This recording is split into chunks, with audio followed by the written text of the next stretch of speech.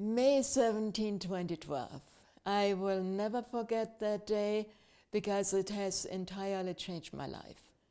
It was a friend of mine. We were going to the D.H. Lawrence Ranch just outside of Taos, New Mexico. And it was a wonderful, beautiful day in May. And I was driving, and he was in the passenger seat. And I was passing a cream-colored RV. I remember that as if it's yesterday. And suddenly, out of nowhere, the road, which was really very straight, suddenly started to zigzag and to twist and turn. And it was like a psychedelic nightmare. Or it was a psychedelic nightmare, I should say. And I had no idea what was going on. And I heard my friend yelling, "Hey, Sabine, Sabine!" But I didn't care what he was saying because I looked out the window on the driver's seat because the world was just whooshing by in red, orange, and yellow. I still didn't know what it was, and I had a massive stroke while driving my car. I mean, there was a higher power that day there. Because we were in we were in an area where normally there's no cell phone, and for some reason he could have cell phone to call 911. And so they airlifted me to UNM in Albuquerque. It was between life and death. And then after about 5 days, I went to a rehabilitation at the Health South in Albuquerque and started my rehabilitation process. So the consequences of my right-sided stroke was very, very severe. My entire left side was completely paralyzed. I couldn't move my foot and not my toes. I couldn't move my arms. I couldn't speak. My cognitive abilities were very, very limited. So it was a massive adversity to overcome. And I'm left-footed, so I the dominant side is the left side, which was another thing which really was very difficult. So a month in rehabilitation was grueling, to say at least. It was extremely hard work because my brain didn't even remember how to walk. I couldn't even stand, let alone walk. So they taught me how to stand, and I had to teach my brain how to walk because my brain didn't know that you put one foot in front of the next. So after maybe 2 weeks, I finally started walking, and it was only because I visualized, I know I can walk, I know I can walk.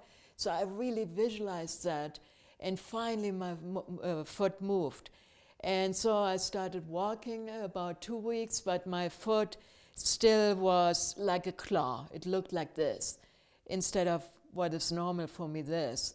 So somehow we had to make my toes move again, because without the toes moving, I couldn't dress, I couldn't brush my teeth, I couldn't brush my hair, I could do nothing really.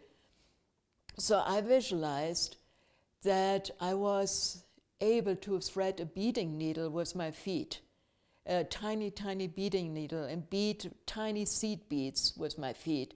So I visualized and visualized for endless hours and days and days and days.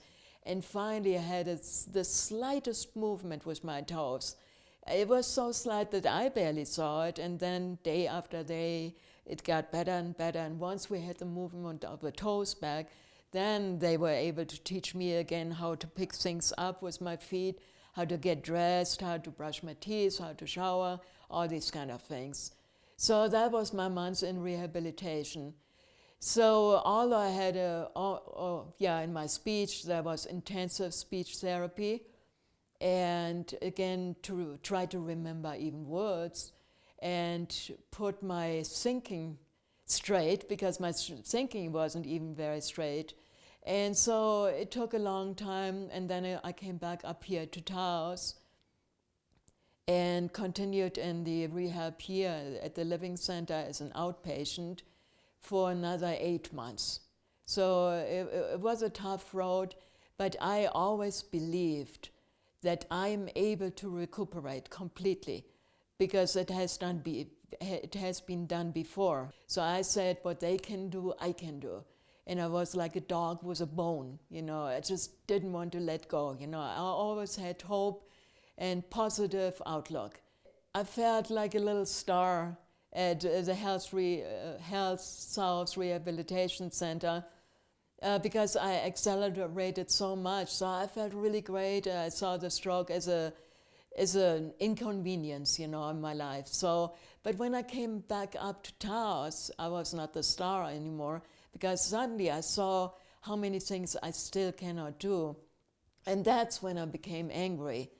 It took so long, to put even a shirt over my head, about 5 minutes, where before it took me maybe 2-3 seconds, to get dressed. With my shirt and my skirt, whatever. And now it took me 5 minutes for a shirt alone.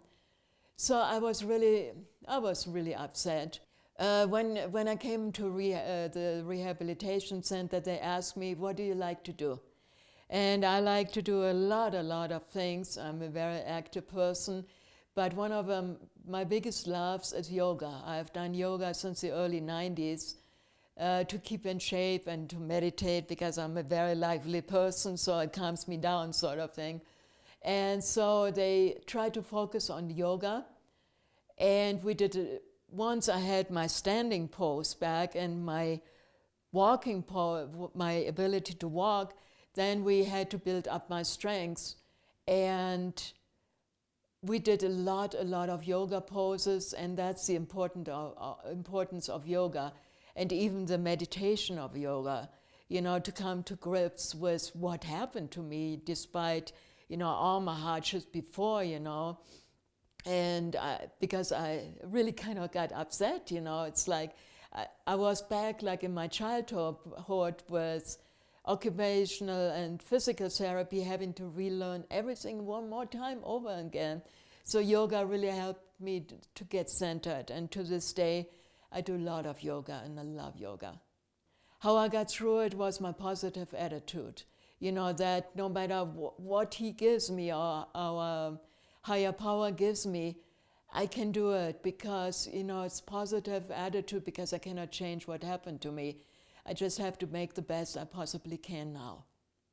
Everybody has hardships. Life comes knocking at your door, that you do remember that woman with little arms and then a stroke afterwards, besides the husband dying of a brain aneurysm and almost losing her child, she could do it. And hopefully I'm an inspiration for that you definitely come out of your dark side, and dig yourself out of the ashes. And that's why people laugh and people cry at my speeches, because they recognize themselves.